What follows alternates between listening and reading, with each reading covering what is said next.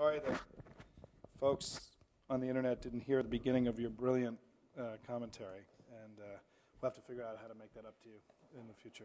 Let me just add 3 points to what you've heard, because you've heard a lot, and I don't want to overwhelm you. And let me talk, just to conclude, about why now.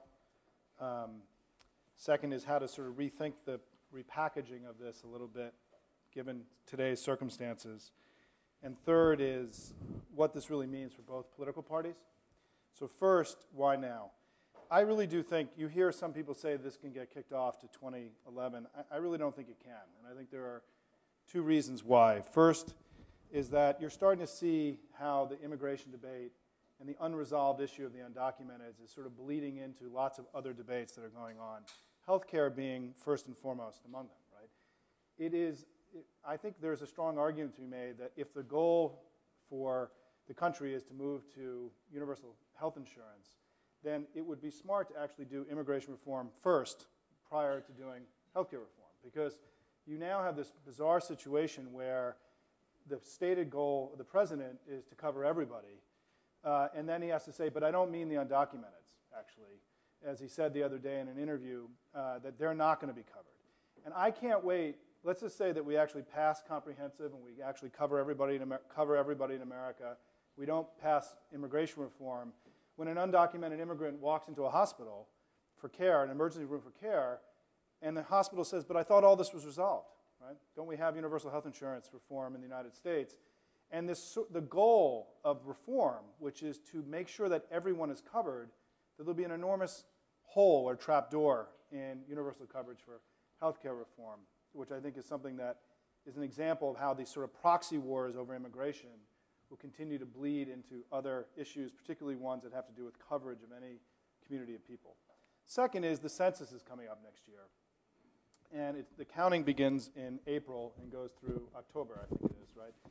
And it is in the plank of the Republican Party. The Republican Party in 2008 at their convention passed and put it into their platform an argument that undocumented cannot be counted in the census. And I know that for anyone who's read the Constitution says that we have to count everybody. That doesn't mean we're not going to have a political debate during the census count led by certain, not necessarily the Republican Party, but by certain Republicans saying that it's illegitimate for the government to be counting undocumented and using their physical presence in the United States to be giving more money to places like Arizona and California and Texas, taking money away from other good parts of America, right? I don't think we as a nation want to have that debate.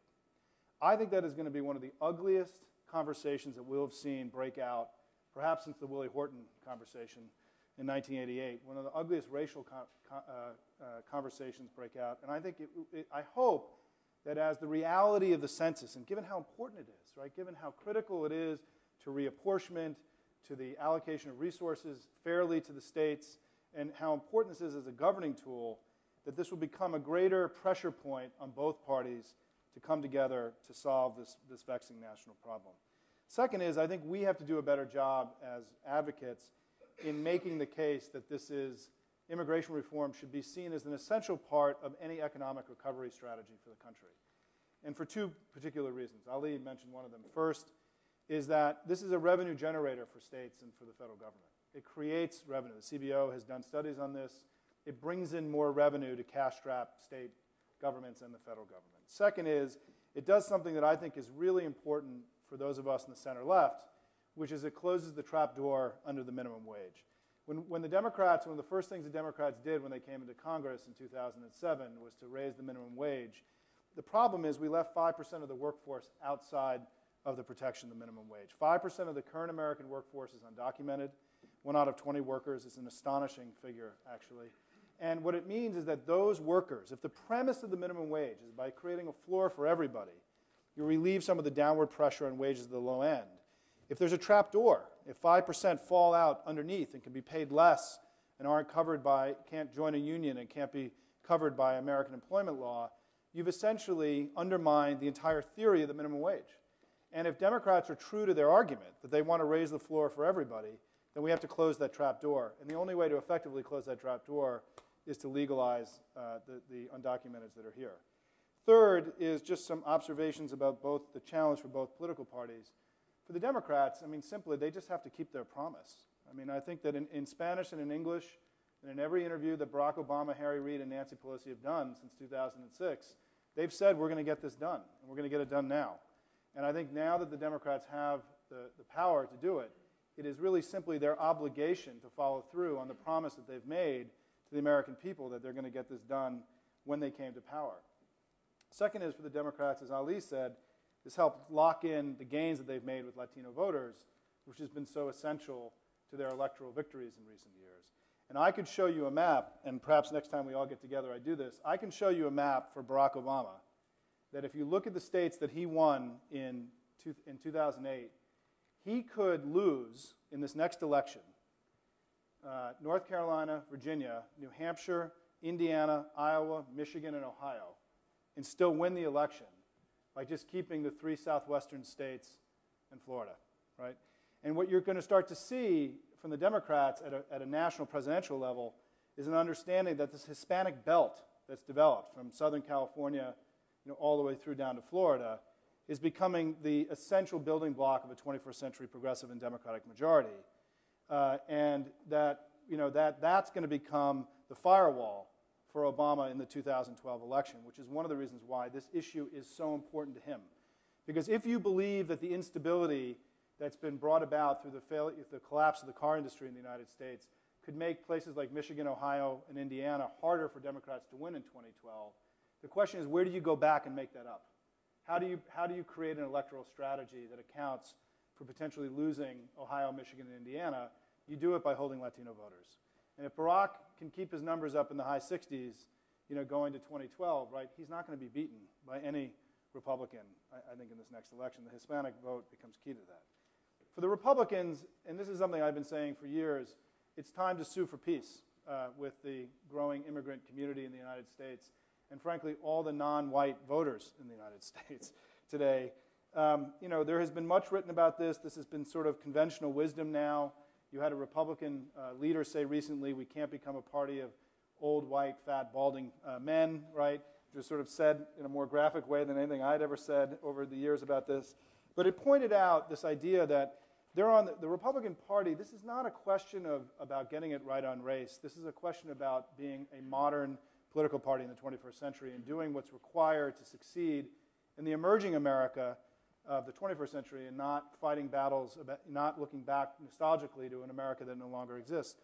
When I was born, 11% of the country was people of color. Today it's 33%. We're on track to be a majority-minority country by 2042 or whatever the number is going to be. If the Republicans don't get right with what is going to become the majority part of the population the next 30 years, they can be comfortably an angry, vociferous party in disarray, as Tamar said, by fighting these demographic trends that are going to keep them, that have been instrumental to putting them in the minority, and will keep them there for the next 30 to 40 years. I mean, I joke that, if the Republicans don't figure out how to get right and frankly make amends, I would argue, because I'll end with this. I'll say this final point. It is my belief that at the core of everything you know about the modern Republican Party, that the way that they came to power was through the exploitation of racial fear. That if you look at what the Southern strategy was about, and going back all the way back to the Civil Rights Act and the Voting Rights Act and the Immigration Act of 1965, the Republicans' path to power was, and their core play in their playbook, was the exploitation of racial fear. That's different from racism. I'm not arguing that the Republicans have been a racist party, and don't put words in my mouth about that. But there can be no question that the demonization of immigrants, the way that Willie Horton was used in the 1988 presidential election, you go back to welfare queens and the welfare reform debate. What was happening was the Republicans were arguing that we are with you and the Democrats are with them, right? Them being that sociological other that is lesser than, right? That is true in any civil society. And that was the core to how they achieved political power. And it's my belief that this immigration debate is really going to give the Republicans one of their only significant opportunities to make it clear that they're repudiating a political strategy that has led them to today in Congress having no African American members in Congress who are Republican, and 4 Cuban Hispanics from Florida, and 1 temporary Vietnamese member from Louisiana, right?